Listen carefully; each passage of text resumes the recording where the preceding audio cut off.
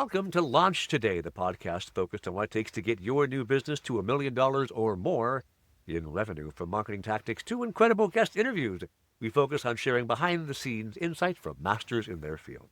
If you want to grow the revenue for your startup or your business, you don't want to miss today, because today's guest has built an 8,000-plus person strong partnership ecosystem that totally changes how agencies and SaaS companies grow together.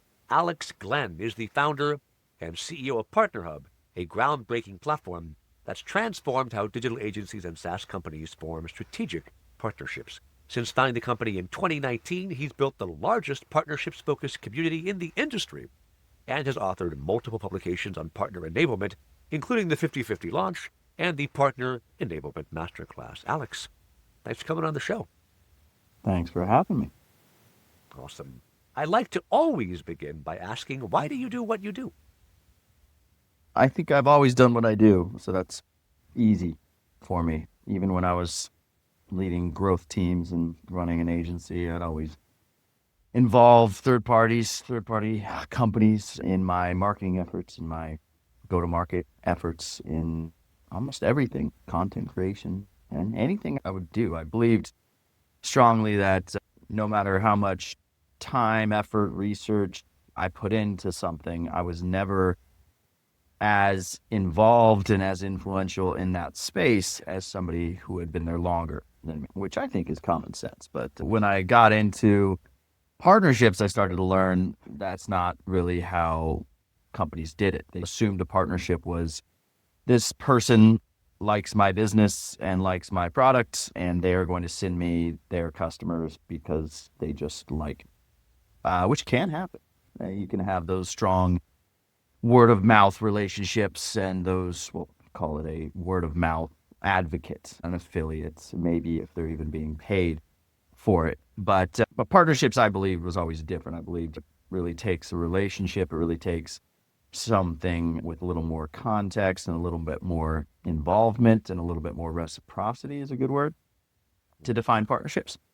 So I would always assume, okay, if I'm going to enter a market, a good example is I had to jump into car leasing with this platform called carlease.com when I was leading growth for that platform. And it was a kind of new thing where you'd lease a car online. This was back before most of the companies now existed.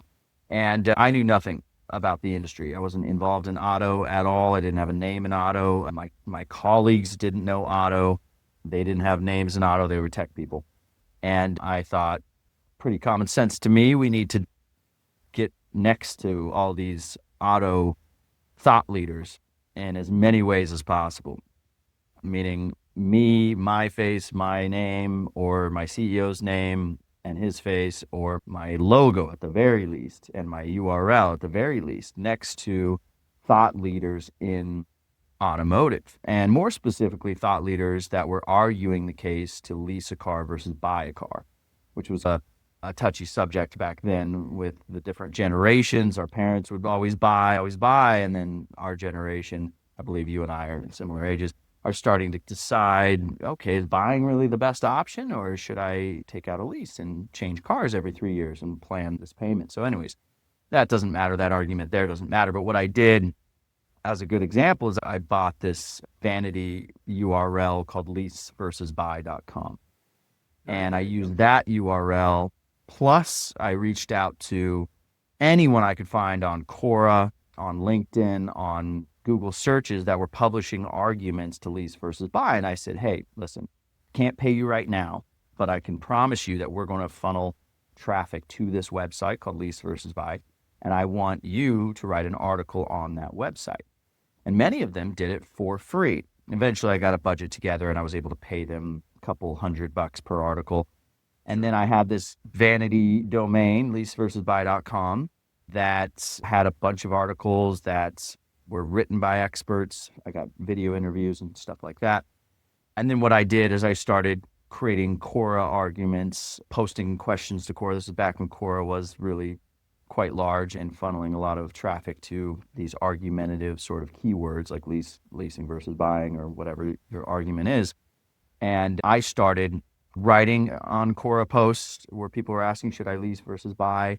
And I started taking those thought leader posts and using them as arguments on Quora and having them post to Quora. And I started using this kind of content loop, given that these people were at that time just thought leaders in the industry. And all I needed was their argument pro lease on the vanity domain, pointed links back to carlease.com, and then arguments in Quora pointing to that vanity domain. And in about 3 to 5 months, I became the number one author on Quora for any topics on leasing cars. Me, myself, not carlease.com, but me, myself. And then we started building this traffic loop between the three. And it was all based on the mentality of I need to be guilty by association with people that are in that sector and have been in that sector before me. Back to your original question, I know it went off on a long tangent there, but the how long have I been doing this or why did I get into this? It's really, I feel like I've always done it. It's just my marketing strategy. I would never go out on Quora and just say, hey, I'm Alex, I lease a car and you should listen to me. I would say, no, here's the article. Here's what they say. I believe them because A, B, C, D. I'd link to that article, which is on a domain that I happen to own. And yes, there's some tactics there, of course, but it's all very good information. It's experts that have been in automotive for a while. And then I would start to do the typical things where I would buy places on other websites that were about car leasing or about automotive reviews or something like that. I would buy my place in those other websites. And I, of course, link back to car lease and create this kind of content strategy that was all based on I just need to be next to them. And then I got into this world of, okay, partnerships as a department, as a strategy, and we can talk about that. And I think the main short answer to your question is I've always done it. It's just been, for me, marketing 101. Just bring third parties into your marketing. And that's not everyone's opinion, but it's mine. I got you. I think good marketing is always about leverage. And I've definitely seen for companies I've been CMO at in the past, whatever, that marketing can be, through partnerships, can be some of the most effective ways to use someone else's audience, someone else's reach, someone else's authority, and tie yourself to it. And then suddenly you've got that halo effect around you. But one thing you've mentioned in the past is that founders will struggle with partnership timing. What's your framework for knowing when a startup is ready to invest in partnerships as their growth channel? Yeah. So the litmus test. So when should I invest in partnerships is what also led me into this space. And I'll tell you the anecdote there is I was consulting for a number of startups and they were asking me to put together a sort of go-to-market launch strategy for their startup. They give me, here's the budget, here's the personnel, here's the product, and do your research and give us like a plan. And all of those plans would include partnerships as a part of the launch strategy. Where a typical launch strategy, this was back in 2018 or so, not too long ago, but actually it's honestly night and day compared to today. Pre-COVID, number one, but also just it's so much has happened in the last 6 years. But 6 years ago, I was presenting this founder this launch strategy, and one of the pillars, the key pillars of this launch strategy, which I was proposing and suggesting to invest about 30% of the go-to-market budget in, was this partnership strategy. And underneath that partnership strategy was stuff like collaborative content, events with these third parties, like co-sponsored events, and then co-funded media campaigns and stuff like that. I was presenting this to this person and they said something along the lines of, no, partnerships comes way later. We need to get our PR strategy going, get our content working, get our SEO working, bring in salespeople, get that working. Then after all that's working, we'll get into partnerships. And I was just like, okay, let's talk about that. We had this back and forth argument, and it occurred to me that most people in their shoes, these two-time typical CEOs who had a company in the early 2000s maybe, and maybe sooner, and this is their second company, or even first-time CEOs, they have this idea of a traditional growth strategy that starts with organic stuff. Maybe you layer on some paid stuff once your funnels are working or whatever. And then you get salespeople to push and go up market or whatever. And then once you're all MVP'd and every funnel is working and sales are working, then you bring in third parties to add on just like the 10% extra. And I'm like, This is stupid. This is silly. If you want your paid media to work, you need to have trust. If you want your content to work, you need to have trust. It'll take you years to build trust with that audience because you are brand new to the space. They don't know your product. They don't know your company. And this works for service providers, agencies as well. It's like they don't know you. In the context of this was, I think, a marketplace platform software. In that context, it's like you need to find out who's selling to your customers right now. And you need to do whatever you need to do to be next to them, to be with them, to get them to talk, not about you because they don't know you. They're not going to just talk about you, but talk with you about something that your customers care about. And it should never be your blogger or your head of content that's authoring those articles in the blog of your website or anywhere online. It should always be, if you don't have somebody co-authoring or authoring, like a ghost, not a ghost author, but I forget what the term was back then, but someone coming in and basically authoring content on your website. So you give them authorship and everything in your blog. It's not anyone that works for you. If you don't have that, at least do interviews and talk to them about what's going on with your customer base and how they help and how they solve, and really talk about them. But doing these collaborative webinars, doing these podcasts, doing these events, doing this stuff with those third parties, that becomes the entrance for top of funnel traffic, top of funnel stuff. So they have the trust before they even enter your funnel.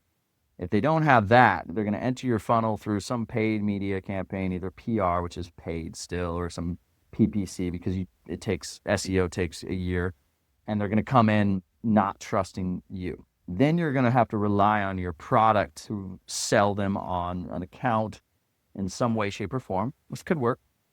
But again, they don't trust you and they don't know you. And if you are unknown, the conversion costs for everything that you're doing are going to be exponentially higher. And most of these companies didn't have enormous budgets. They may have a seed round, maybe even a Series A.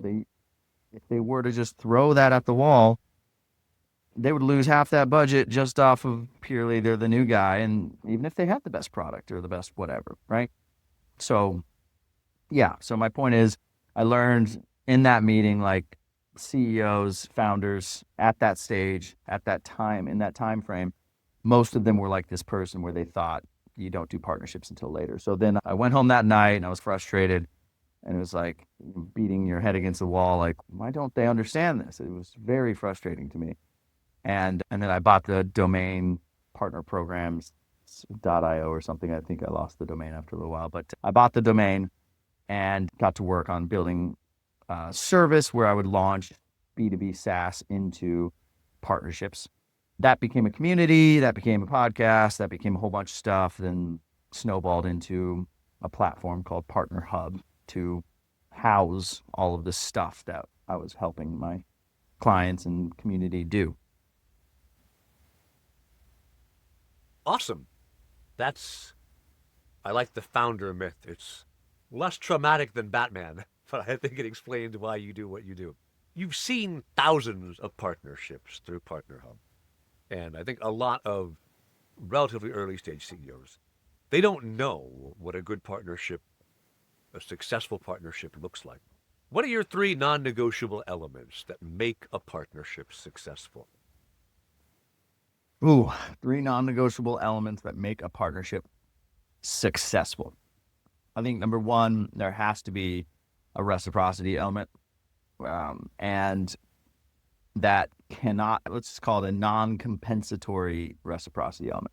Meaning, there has to be something more than the money going back and forth to call it a partnership. If it's just the money going back and forth, meaning this podcast, let's say I paid to be on this podcast, hypothetically, you are not my partner. I'm paying you. You're going to share my links. You're going to probably meet some line items to get the money, and that would be our relationship. That's an affiliate relationship, right? Yeah. In my definition. And really needs to have something more foundational, something more than that. So there has to be this kind of non-compensatory reciprocity. So something like, you know what, I'm going to give you an hour of my time. I'm going to give you my best ideas related to your questions. You're going to give me a platform to stand on. And maybe we're going to do this a few times because it works really well. I would say that becomes a partnership. If we just did it once, it would just be a podcast interview and one and done. But say we just did this maybe once a month, then it becomes a partnership, okay?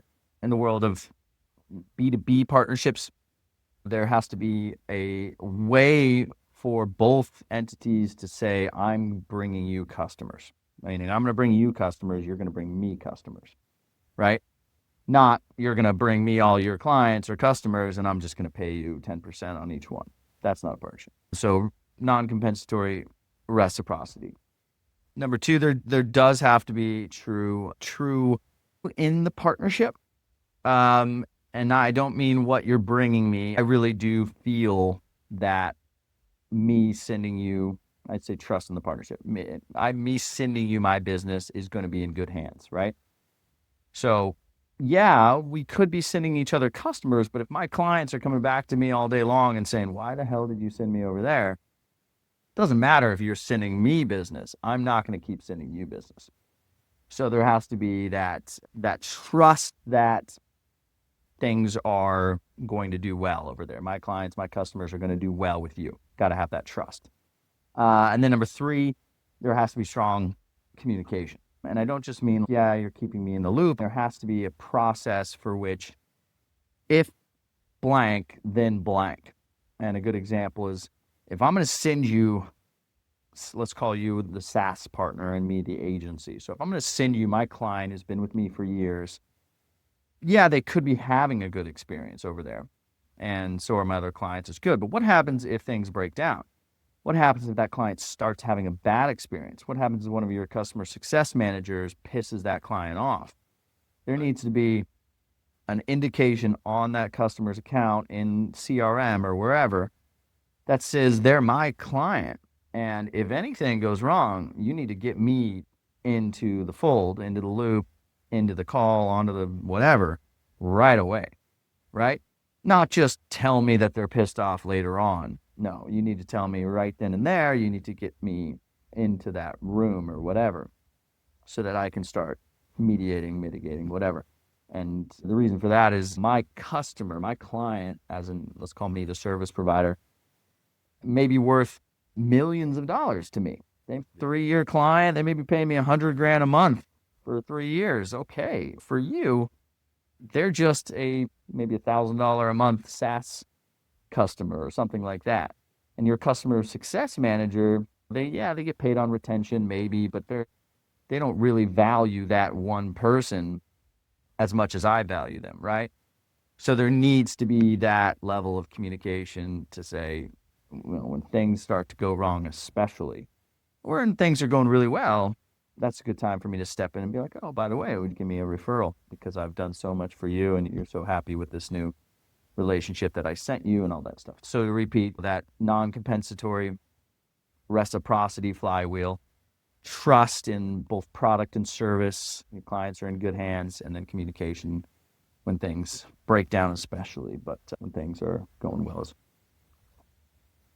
Those are excellent non-negotiable. I was just thinking as you were talking about some partners I've worked with and the ones who are affiliates versus the ones who are partners. And I agree there's a strong element of we'll do stuff together, not necessarily because there's right now we can see this is a path to money, but because we're doing things together and we assume this will, rising tide lifts all boats, help each other out. And then the commercial part of the relationship comes into play. There's that trust that you know what you're doing, we know what we're doing, we're moving towards something that's effective together.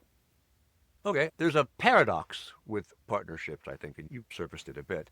Everyone wants to have established partners who do collaborate with you. Maybe you do events and you have booths together, or you co-market together, or you refer business, like whatever. Everyone wants to have them, but people don't want to put the work in to build them. What do you do to get the first few key partnership when you're just starting out?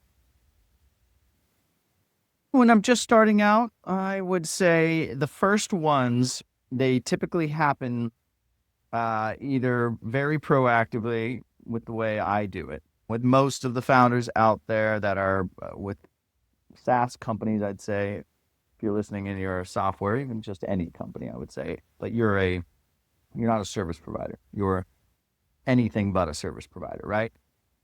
Most of the time, they start to receive questions about, oh, I've either been sending you a lot of business, or I like you a lot, or you guys are great. How can I be more impactful? How can I be more involved? You start to get these questions.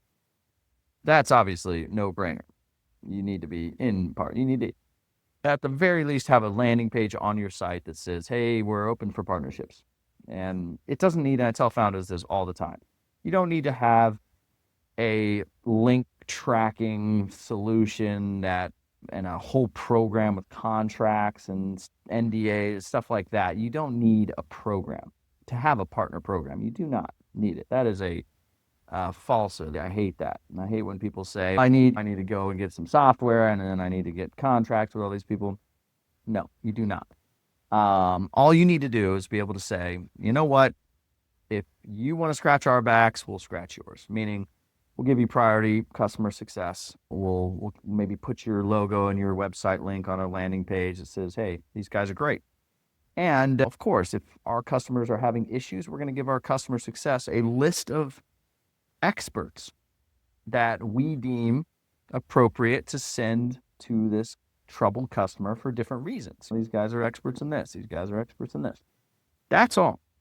I think partnerships tend to die in these worlds where someone says, oh, I love your company. I'd love to be involved and send you more business. Is there any way that you guys help us? And then they start saying, okay, we'll sign this NDA, go through this paid training sometimes, and do this 3-month thing. And again, maybe at the end of that, we'll help you guys, maybe.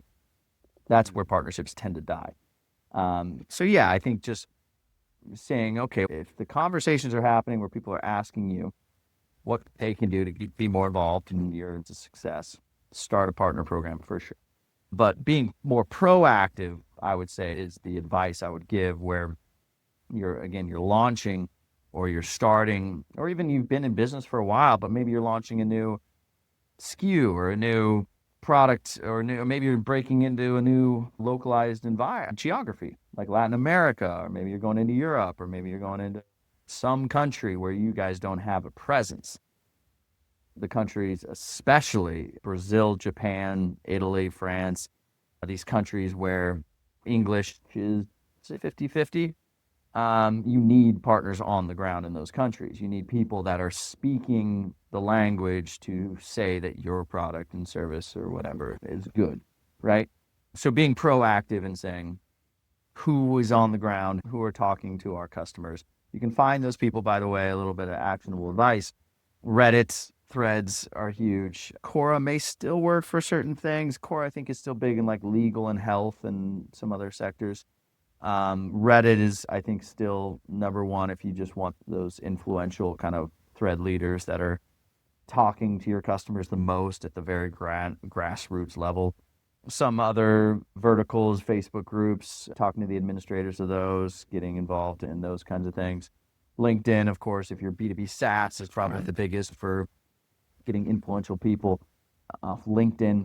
And find where your tribe, your influential, there's people in the ear of your customers are, and be proactive about going and getting them involved in some way, shape, or form. Again, they're not just going to start bragging about your product, service, company, whatever you are right away. You have to ease it in, but start with wanting to highlight them in your stuff, wanting to be a fan of theirs. That's how you start the relationship. And then, of course, they're going to check out your links. They're going to check out who you are, what you do. And then the relationship progresses. And of course, if your product or your service or your company or whatever it is meets their requirements for whatever, and is something that they would potentially promote, you have to gift them something, you have to say, you know what, use it for free. Here's an account. I want you as a customer. I won't charge you, but here, use it. And then, of course, they use it and they become advocates organically. And then they're going to ask the buying questions. I've got a lot of customers. What can you do for me if we put you in front of all these customers? And they'll probably ask something like that. And maybe they want money, but maybe they don't. Maybe they want to be more involved in your go-to-market. And then you build that. You can, of course, run direct affiliates and influencer sort of campaigns and just say, let's get a budget and let's dish that out to however many people we can and get them to talk about us in their social posts and blog and YouTube channels and whatever. You can do that, of course. But if we're talking about partnerships and long-lasting relationships with influential people and companies, you have to start now and play the long game. What's the saying? The best time to plant a tree is 10 years ago, and the second best time is today. Yeah, yeah. So, PartnerHub is a classic two-sided marketplace, right? You have your partners and your SaaS, your service providers and your SaaS platform. Starting and succeeding with a two-sided marketplace is a classic, complete SOB of a problem. Chicken and egg problem. When did you have the aha moment with PartnerHub where you went, it's working? Yeah. So I guess the aha moment was when people start connecting with each other. People start actually surfing and sending partnership requests. That's when we really said, okay, we have something different. The typical software in our industry is just internal software. It's just, hey, I'm going to use this to manage my calendar or my customer relationships or my chat on my website or something like that. Yeah, that's typical internal software for our industry.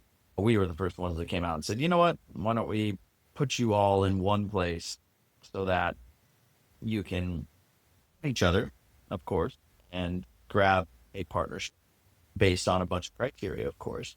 So match you. Think of it like a dating app. So there's in our industry that would be more like managing your dates and your operationalizing of dating, which is internally, you don't want your dates to see that stuff.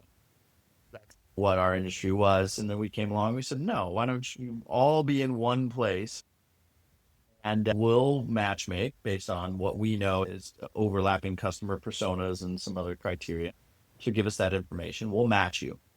And then we'll give you the tools behind the scenes to manage the relationship once you have them. And we gamify it. We do a whole bunch of stuff that dating apps do as well. So there's some YouTube crowd reviews. It's the dating app for partnership in the B2B space, which we are. I think we have something a little bit unique and different in that way. Which yeah, we're very. Yep. You have a podcast, so we're both podcasters. How they did it. Shares partnership success stories. Tell me a recent one that you really liked. Yeah, we interviewed Formstack and Carabiner Group, which was killer. They did a shared deal with a very large government organization. It was like YMCA or something. But they were basically, Carabiner Group was, and don't quote me on this, I haven't listened to the episode in a while, but I believe they were struggling to win this big governmental organization to come on to Formstack and use Formstack for all their forms across all properties and thousands. And they needed to basically convince and bring in that level of trust that they could get this done. And if you're a software company, and this is really important for software companies and why most software companies have partner programs with service providers, especially, is because your team is sales and customer success with relation to your customer, right? The salesperson can only convince that customer that they're a great product and that it's a great price. And then they're off on the next sale. There's no hand holding there. Then comes customer success. And maybe you have the best customer success ever, but your customer success they aren't experts in your entire tech stack. They don't know how to incorporate that product in the grand scheme of things. They don't know what else is out there and what could be and how to involve other things and elements and whatever. They don't know when it's going to break and all this stuff. But who does know all of that are service providers, these expert agencies, these integration specialists, these data specialists, and those people aren't at your company. Or if they are, they're not customer facing, they're just work product. But these agencies become experts in these tech stacks like Salesforce and Formstack and integration and this and that and HubSpot and blank. And your product isn't able to take a very big potential sale and explain to that person, not only are you going to have our customer success, but we are going to connect you with so and so at this company who is going to ensure that the implementation is correct with relation to your strategic and plans and your go to market and your XYZ. And here's all the stuff they've done. And I'm going to actually bring them on to this call right now or next week, or if you're comfortable with it. And they can tell you exactly why they would also suggest Formstack and what it's done for their other customers. And they're going to be that net, that safety net. Gotcha. And if you don't have that ability to say, point to these guys and say they're going to be your safety net, make sure that this is a great decision for you guys. You're just going to win those easy implementations, those small deals. You're not going to be able to really go for those bigger deals. You need those solutions. So yeah, I would say Great example. Win a big contract by bringing in somebody else to validate, one, that this product is good, and two, if you have any problems, we're the experts. We'll make sure that you're able to use it properly. I get it. Yeah, validation's easy. You've got all those products. So and so bought this product yesterday, and customer reviews, and I don't think anyone even pays attention to those anymore. They're so gameable. I don't even think review sites are even used that much reviews anymore. are so sketch these days. I honestly, like when I'm on Amazon, right? I purposely go find all the one-star reviews because I want to see what's wrong with the thing. Because most people, like some people are smart enough to even game the one-star review, but that's quite rare. If the one-star reviews are all like, shipping was slow, or I thought I ordered a banana, what is this ladder doing here? Like these sorts of things. Okay, clearly the people who are unhappy with it were dumb. But if the one-star reviews are all like, I used once and broke, well, okay, there's probably something wrong with this. Yeah, I think reviews, I would say, to take that back, my comment on reviews, I would say if you have all great reviews, par for the course. If you don't have It good almost reviews, is, yeah. yes, you will lose customers. So I would say just make sure your review game, your strategy on reviews is allowing you to get good reviews and you're doing that. But once you're there, it's par for the course because Gotcha. anybody who's anybody in your business, in your sector, in your space is going to have great reviews, right? Because they also have that strategy. So I think, yes, have good reviews, par for the course. But then from there, expect your customers not to go with you just because you have Just 4+ get the reviews. star I count. got it. That's what I would say on that. I get it now. Makes sense. Let me ask, you can probably tell from what's behind me. I love a good book. So, a book, audiobook. I know you've written certainly extensively about partnerships. What's something you'd recommend a founder read or watch or listen to be better at their job in trying to make their business successful? Yeah, I would say I wouldn't point to any one specific because honestly, I mean, the books I read, I try not to read non-fiction books anymore. I feel like us as founders, we're like, okay, I want to get inside the mind of this and I want to read a non-fiction book. Or I want to read something that's a true account of business and we get in these boring. And honestly, by the time most of these books come out, especially these days, the Yeah. strategies are just burnt. A No, whole they're lot of these done. books are also basically how I won the lottery. And you're like, good for you, They brother. they've never honestly. I followed all the tips and like, gotta read this one, Turning Point, and this that. You just I read it. Okay, has it benefited me by my business? It validates some commonsensical things usually, and that's for business, I would say. And I'm not talking about, of course, science and medical and these. You probably need to read the book, but my Probably do. as a CEO, as a founder, I would say the best thing you can do is really expand your brain a little bit, and that's really start flowing and things start happening. So go outside of the business world, read as much fiction, honestly, as things that will just allow you to stop thinking. Because when you're thinking too much and you're like, when you can't remember a word and Yeah. you're just like, you're so dead set on what's that word? I'll think of it. I'll think of it. And you're never going to think of it when you're thinking about it. Right? It's as soon Yeah. as you stop thinking, that's when you think about it. So I'll pick up Inevitably, it's like I've gotten into bed. I pulled the covers up and I go, ah, that's the word. exactly. So I'll say I like to read nonfiction historical Mhm. accounts. That really opens my brain up really well. Or fiction.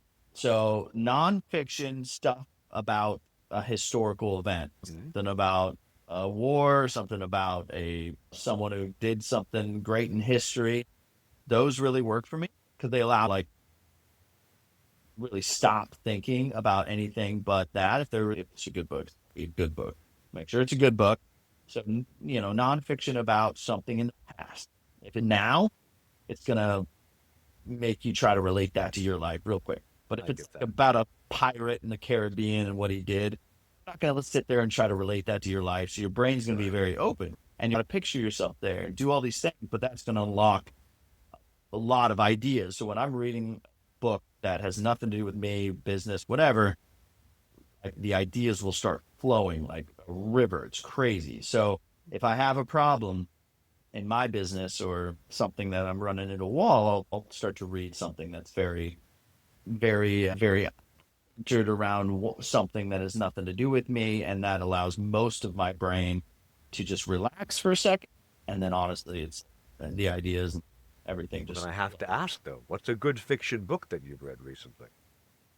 fiction. I'll just say the historical account. I read this book and I'll try to remember the name, but it's about the nuclear process in the 1940s and what was Oh, going The on. Manhattan Project? It was about that, but it was more about what happened with the alien encounters during that time. And it was one person's Okay. account of so it's a first person point of view of the entire decade so it's what was going on in the Southwest and the nuclear program and half their individual experiences with an alien encounter and the story between the two and have it. And I don't think I'm traveling right now at this house, but very cool Uh, book. I'll try to send it to you before this goes live. But that book, that's the type of book where it's like you can't help but think about, oh, are we alone in this world? And then, oh God, what were they doing with those nuclear weapons? And why would they set those off so close to civilization? Like, how crazy were they back in the 40s and 50s? And it just gets your brain onto these tangents that have nothing to do with your business. And honestly, when I read that book, the book it's very interesting, but that's not this why I sounds read like it. it's probably The Day After Roswell by Colonel Philip J. Corso. Would that be it? No, that's not it. It's Oh. a tan and red lettering, and Then the other two I can see are Area 51 and Uncensored History or UFOs and Nukes. no, no, I'll, Wow, I'll okay. send it to you. I'll send it to Okay, you. My it's Amazon rare that history. there's this many books about the There's subject as so well. many. There's a lot, and that's where I got recommended this one because it's very legitimate and they go into detail about some stuff. And my point is like whatever you're slightly interested in, and you've never read a book on that topic, but it's like intrigues Yeah. you a little bit. Um, it doesn't have to be fiction, but fiction I think works in the same way where it supports you and it puts call it 10% of your brain in that world and Yeah. lets the 90% of your brain relax a little bit. Yeah. Because if you're trying to hit on how does this work with my life and try to relate stuff and then if you're reading a nonfiction business book, every sentence or paragraph or page you Yeah, your read, brain is trying to you're go. trying to apply that to your business. And that's bringing your brain into this chaos mode. So those Yeah. books don't do anything for me, even though there could be some good tips in there. You can get those tips. If you want business tips, watch a clip on a TED Talk or some Watch podcast. a Watch, podcast called Launch Today. There's a tip. there we go. Do something like that. But if you really want to fix a problem that you've been having or sort through some pain point or a wall that you're having, like you have to shut off that aspect of your brain. And for me, some kind of intriguing topic from history. Again, history works from my Super experience. interesting.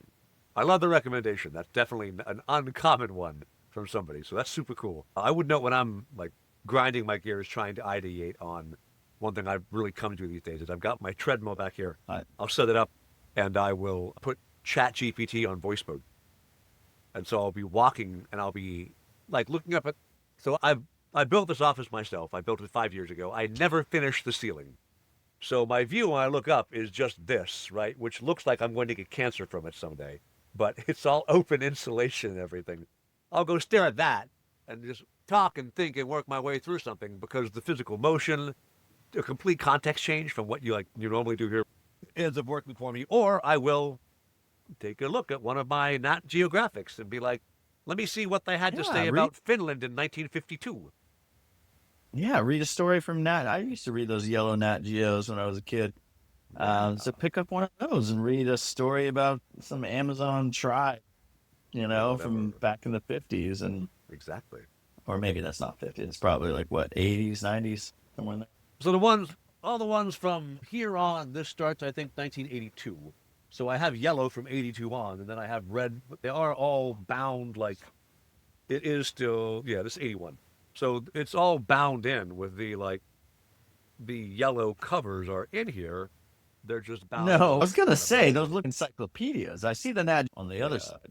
That's an encyclopedia. I've got a full set there as well. You've got those too. Because someone was selling it on Facebook Marketplace for $40, and I was like, done. My son and we were building this bookshelf together, and he has ADHD, so we got to this bookshelf, which is missing.